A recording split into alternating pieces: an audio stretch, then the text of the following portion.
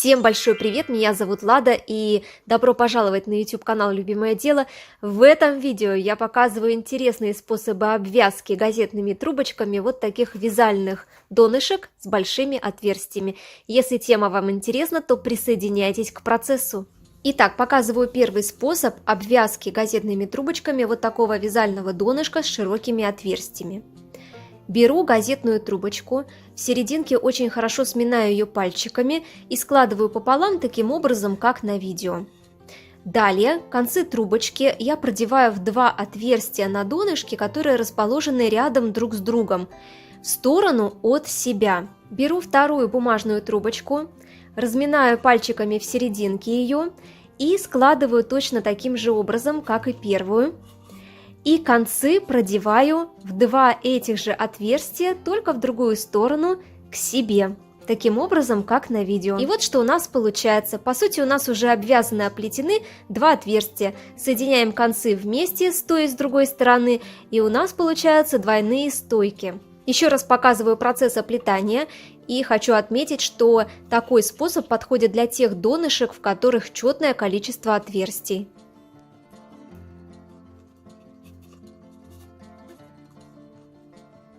Кстати, именно такой способ обвязки я использовала и в плетении этого космического подноса. Мастер-класс по плетению этого подноса вы можете посмотреть по ссылке в подсказках видео и в описании под этим видео. Показываю второй способ обвязки. Он достаточно простой и подходит для донышек, в котором нечетное количество отверстий. Берем трубочку, очень хорошо разминаем ее посередине и один конец трубочки вставляем в одно отверстие. В данном случае вставляю его от себя на обратную сторону, а другой конец трубочки вставляю в соседнее отверстие, таким образом, как на видео, и вывожу конец в первое же отверстие, но в сторону к себе. Следующую бумажную трубочку я также посередине хорошо разминаю. Конец трубочки я вставляю в последнее оплетенное отверстие в обратную сторону от себя. Следующий конец трубочки я вставляю в следующее соседнее правое пустое отверстие и вывожу этот конец в левое отверстие, в которое вводила первый конец трубочки, но уже в противоположную сторону к себе. Такой принцип обвязки оплетания достаточно легкий, очень сложно запутаться в порядке действий. Здесь мы действуем только на двух отверстиях. Последнее, которое было оплетено, и следующее пустое отверстие.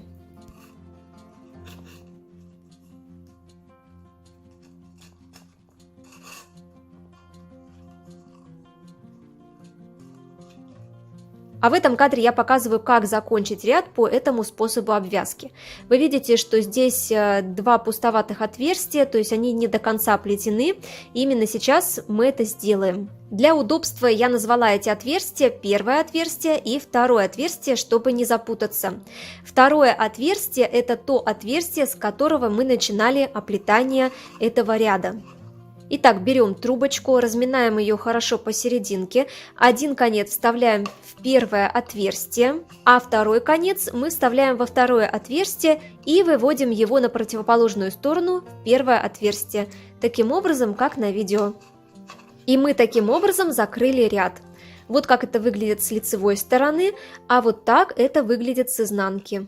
Такие способы обвязки газетными трубочками подходят для любых форм донышек, для круглых, для овальных и для прямоугольных. Показываю следующий способ обвязки, третий. Мы с вами каждой газетной трубочкой будем работать на трех отверстиях. Главное нам с вами не запутаться. Итак, берем газетную трубочку, один конец продеваем в одно отверстие, а второй конец продеваем в третье отверстие. Таким образом, как на видео, и выводим его на противоположную сторону во второе отверстие к себе. Вот что у нас получается. И сейчас я беру следующую газетную трубочку, и конец я вставляю в то отверстие, из которого выводила конец предыдущей трубочки. Вот таким образом, как на видео, только вставляю конец в противоположную сторону от себя. Конец этой трубочки я вставляю в пустое отверстие справа и вывожу его в отверстие посередине на себя. И точно по такому же принципу я продолжаю обвязывать эти отверстия у донышка газетными трубочками. Здесь главное не запутаться. По сути, мы каждой газетной трубочкой работаем на 3 отверстиях. Первое отверстие, второе отверстие и третье отверстие. Последний конец трубочки у нас всегда выводится наружу на себя во второе отверстие посередине. Главное не сбиться со счета.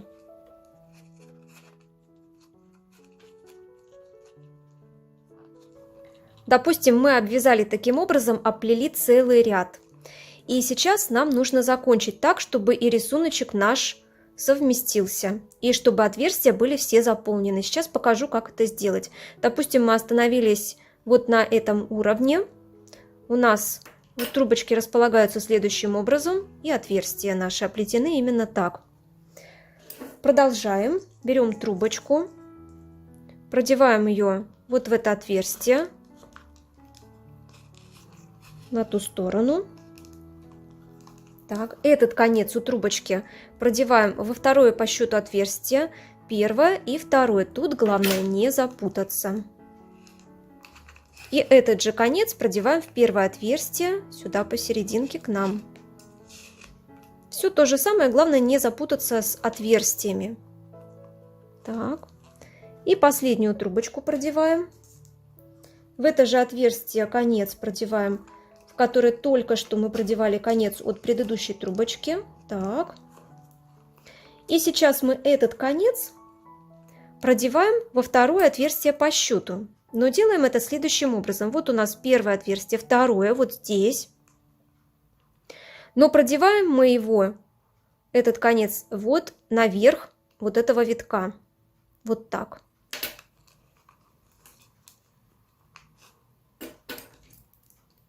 Вот сюда можно ножничками помочь себе.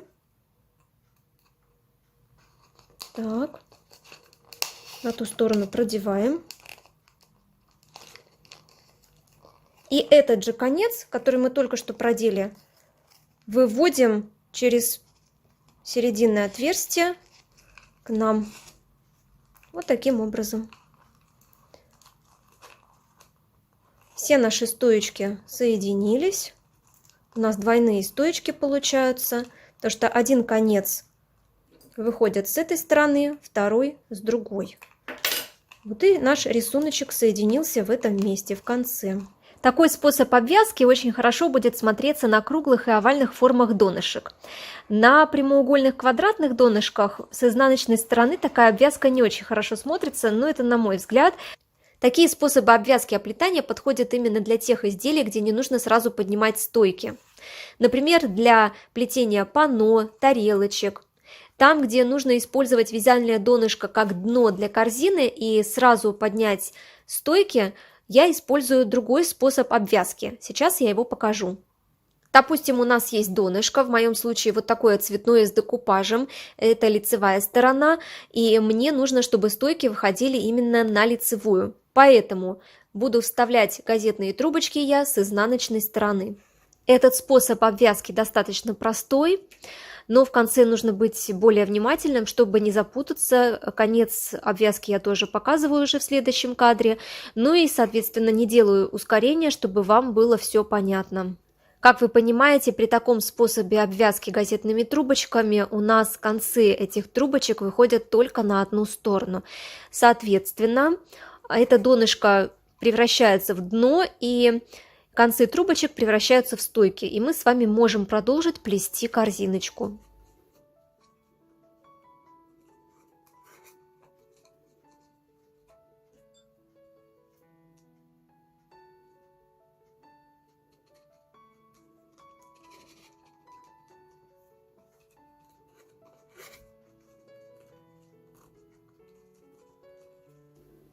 А вот как раз здесь я показываю конец, как закончить ряд. Я думаю, что все понятно по видео.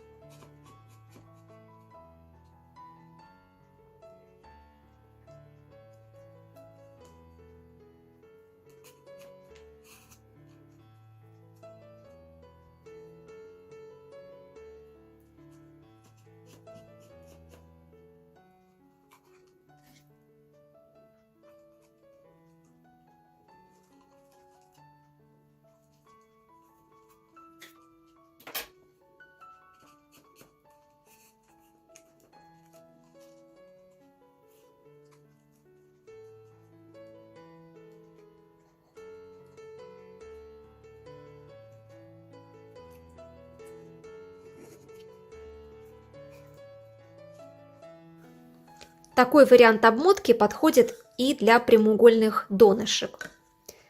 Давайте посмотрим, как это все будет выглядеть.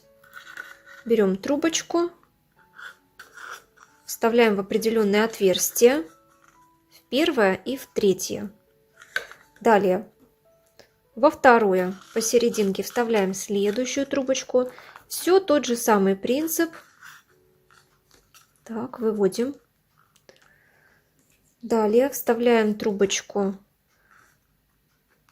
во второе крайнее отверстие и через одну также конец выводим. Так. Далее вставляем трубочку во второе отверстие с краю и выводим через одну. И так. Далее. Принцип все тот же самый. Здесь у нас получаются двойные стоечки, выходят из каждого отверстия. А с изнанки у нас получается вот такая ситуация. Давайте можно еще одну вставить, чтобы общая картина была. Выглядит вполне красиво, интересно. Так что такой способ для прямоугольных донышек тоже подходит. Вот такие интересные способы обвязки оплетания газетными трубочками вязальных донышек у меня получились. Обязательно напишите в комментариях, какой способ обвязки оплетания вам понравился больше всего. Буду очень рада, если видео это пригодится. Обязательно сохраняйте себе в копилочку и делитесь этим видео в соцсетях. Так вы очень помогаете каналу развиваться. Ну и распространять этот вид рукоделия и дальше. Легкого плетения, друзья, увидимся очень скоро в следующих видео и трансляциях. Пока-пока!